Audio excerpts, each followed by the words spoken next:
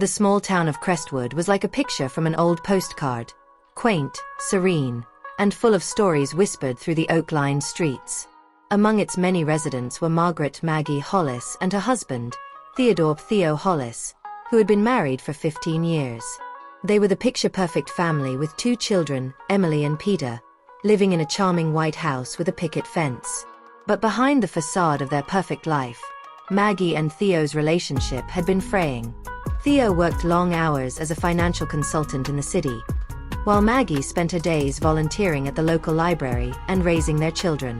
Over the years, they had drifted apart. Maggie felt lonely, and Theo's increasing absence made her feel invisible. The warmth and spark of their younger days had been replaced by routine and silence.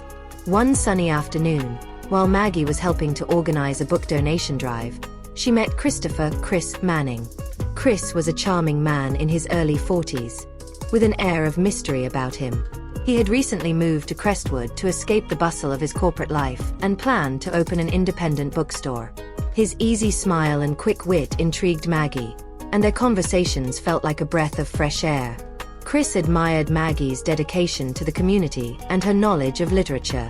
Their shared love of books created an immediate bond, and soon, Maggie found herself looking forward to their encounters at the library. At first, their interactions were innocent, discussing favorite authors and laughing over shared anecdotes. But as the weeks passed, their connection deepened. Maggie tried to ignore the growing feelings she had for Chris. She buried herself in her responsibilities, convincing herself it was just a harmless friendship. But Theo noticed the subtle changes. Maggie seemed distracted, and her once daily calls to check on him during work became infrequent. The tension at home grew, and their conversations were strained.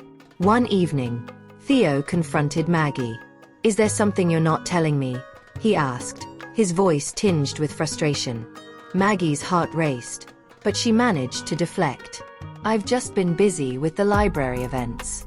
"Don't make something out of nothing, Theo." Though Theo nodded, the seed of doubt was planted. The emotional distance between Maggie and Theo only widened, and Chris became her confidant. On a rainy evening, after a particularly heated argument with Theo, Maggie found herself at Chris's bookstore. He offered her a cup of tea and a listening ear, and in that moment, the boundaries blurred. Chris held her hand as she cried, and before either of them realized it, a kiss followed.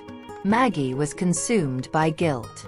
She knew what she had done was wrong, but she couldn't deny the spark she felt with Chris. For the first time in years, she felt seen and cherished. Yet, the affair weighed heavily on her conscience. She started to avoid Chris, hoping to end things before they spiraled further. But secrets have a way of surfacing. Theo, growing increasingly suspicious, noticed changes in Maggie's behavior. One day, while helping Emily with her homework, Theo stumbled upon Maggie's phone left unlocked on the kitchen counter. A string of messages from Chris confirmed his worst fears. Theo's heart shattered as he read the affectionate words exchanged between his wife and another man. That night, Theo confronted Maggie with the evidence. "How could you?"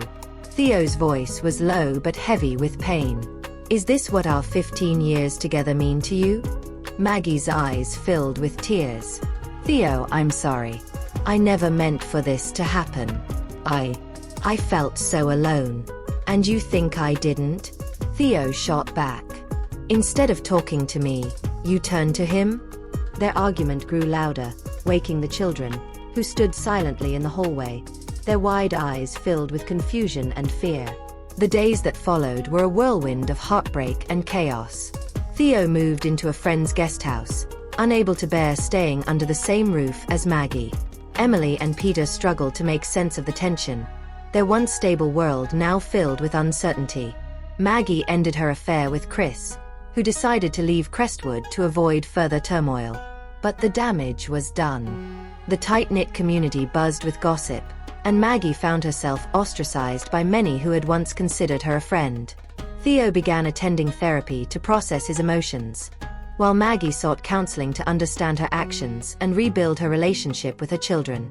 Though Theo was hurt, he agreed to couples therapy at Maggie's request, if only to provide a semblance of stability for Emily and Peter. Months turned into a year. The healing process was slow and fraught with setbacks. Theo remained guarded, unsure if he could ever fully trust Maggie again. Maggie, on the other hand, was determined to prove her remorse and rebuild the life she had jeopardized. Emily and Peter, too, struggled to adapt. Family therapy sessions helped them voice their feelings, and Maggie worked tirelessly to repair her bond with her children. She volunteered at their school and made it a priority to be present in their lives. As for Theo and Maggie, their journey remained uncertain. Though they made progress in therapy, Theo's pain lingered. Maggie's regret was genuine, but the road to forgiveness was long and uncertain. The affair that destroyed a family became a cautionary tale for many in Crestwood. It was a stark reminder of the fragility of relationships and the importance of communication and honesty. For Maggie and Theo, their story was far from over. Whether they would find their way back to each other or forge separate paths, only time would tell. One thing was certain: the choices we make, even in moments of weakness, can have ripple effects that touch the lives of those we love most.